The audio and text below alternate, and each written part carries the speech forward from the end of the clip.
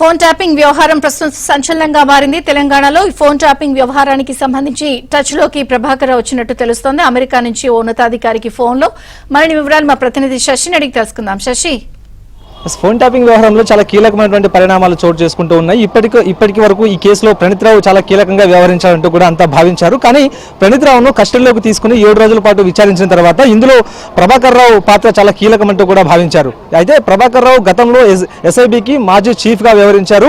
So Prabhakar Rao ఇచ్చినటువంటి ఆదేశాల మేరకే ప్రణీత్ రావుతో పాటు తిరుపతి అన్న అలాగే భుజంగరావు వ్యవహరించినట్టుగా కూడా ఇప్పటికే చాలా స్పష్టంగా తేటతెల్లమైంది. ఇందులో భాగంగానే గతంలో నమోదు చేసినటువంటి ఎఫ్ఐఆర్ ఏదైతే ఉందో ఎఫ్ఐఆర్లో కేవలం ప్రణీత్ రావు పేరును మాత్రమే చేర్చారు. కానీ ఫోన్ ట్యాపింగ్ వ్యవహారంలో నమోదు చేసినటువంటి ఎఫ్ఐఆర్లో ఇప్పుడు ఏవన్గా ఎస్ఐబి మాజీ చీఫ్ ప్రభాకర్ రావును చేర్చారు. ఎప్పుడైతే ఈ ఫోన్ ట్యాపింగ్ వ్యవహారం మీద దర్యాప్తు మొదలైందో ఈ కేసు అంతా కూడా తన మెడకు చుట్టుకుంటుందంటూ కూడా భావించినటువంటి ప్రభాకర్ రావు ఇక్కడ నుంచి విదేశాలకు వెళ్లిపోయారు. చెన్నై మీదుగా అమెరికాకు వెళ్ళినట్టుగా పోలీసులు ఇప్పటికే నిగ్గు తేల్చారు. మరోవైపు ప్రభాకర్ రావు నివాసంలో కూడాను పంజాగుట్ట పోలీసులకు సంబంధించినటువంటి ఒక బృందం సోదాలు నిర్వహించింది. ఈ సోదాల సమయంలో కొన్ని పత్రాలను కూడా స్వాధీనం చేసుకున్నట్టుగా కూడా తెలుస్తోంది. అయితే ఈ రోజు అంటే ప్రభాకర్ రావు ఒక పోలీస్ శాఖలో ఉన్నతాధికారికి టచ్ లో వచ్చినట్టుగా కూడా తెలుస్తుంది. ప్రస్తుతం జరుగుతున్నటువంటి పరిణామాలన్నింటినీ చూసినటువంటి ప్రభాకర్ రావు ఒక ఉన్నతాధికారికి కాల్లో టచ్ లోకి వచ్చారు. ప్రస్తుతం ప్రభుత్వం చెప్తే మీరు ఏ విధంగా అయితే పనిచేస్తూ ఉన్నారు, గతంలో ఆ ప్రభుత్వం చెప్పినప్పుడు మేము కూడా అదే తరహాలో పనిచేసాం తప్ప ఎక్కడా కూడా మా స్వలాభం కోసం పనిచేయలేదంటూ కూడా ఆయన ఫోన్ లో ప్రస్తావించినట్టుగా కూడా తెలుస్తోంది. మనమంతా పోలీసులో ఒక కుటుంబానికి సంబంధించినటువంటి వ్యక్తులుగా ఉండాల్సినటువంటి మనం ఇళ్లలో సోదాలు చేయడం ఏంటి అన్న అంశాల గురించి కూడా ఆయన ప్రస్తావించినట్టుగా తెలుస్తోంది. నేను ఎక్కడికి కూడా పారిపోలేదు, కేవలం తనకు ఆరోగ్యం సహకరించకపోవడం, మరోవైపు క్యాన్సర్ చికిత్స కోసం తాను అమెరికాకు వచ్చినట్టుగా కూడా ఆ పోలీస్ ఆఫీసర్తో ప్రస్తావించినట్టుగా కూడా తెలుస్తోంది.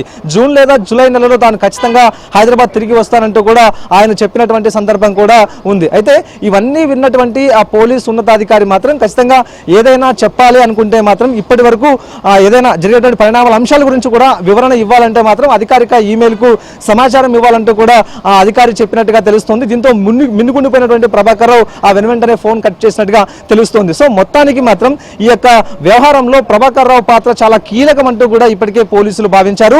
ప్రధానంగా ప్రణీత్ రావు, తిరుపతి అన్న అలాగే భుజంగరావు ఈ ముగ్గురిని అరెస్ట్ చేసిన తర్వాత ఇంకా మరికొంతమందికి కూడా నోటీసులు ఇచ్చి వారిని కూడా విచారణ పిలుస్తామంటూ ఇప్పటికే చెప్తూ ఉన్నారు. ఈ క్రమంలోనే ఇక ఎఫ్ఐఆర్ లో ఏవన్గా ప్రభాకర్ రావును చేర్చడం సంచలనంగా మారిందంటూ కూడా చెప్పుకోవచ్చు. సో గతంలో ప్రభుత్వాలు చెప్పినట్టుగానే తాము నడుచుకున్నాం తప్ప ఎక్కడా కూడా మేము స్వలాభం కోసం పనిచేయలేదంటూ కూడా ఆయన పోలీసుల ముందు చెప్పుకొచ్చేటటువంటి ప్రయత్నం అయితే చేశారు. సో ఏదేమైనప్పటికీ పోలీసులు మాత్రం ఈ అంశాన్ని చాలా సీరియస్ గా తీసుకున్నారు. ఎందుకంటే కేవలం రాజకీయ నాయకులకు సంబంధించినటువంటి ఫోన్లను మాత్రమే కాకుండా రియల్టర్లు, తర్వాత వివిధ రకాల వ్యాపారస్తులకు సంబంధించినటువంటి ఫోన్లతో పాటు హవాలా వ్యాపారులకు సంబంధించినటువంటి ఫోన్లను కూడా ఇప్పటికే ట్యాప్ చేశారు.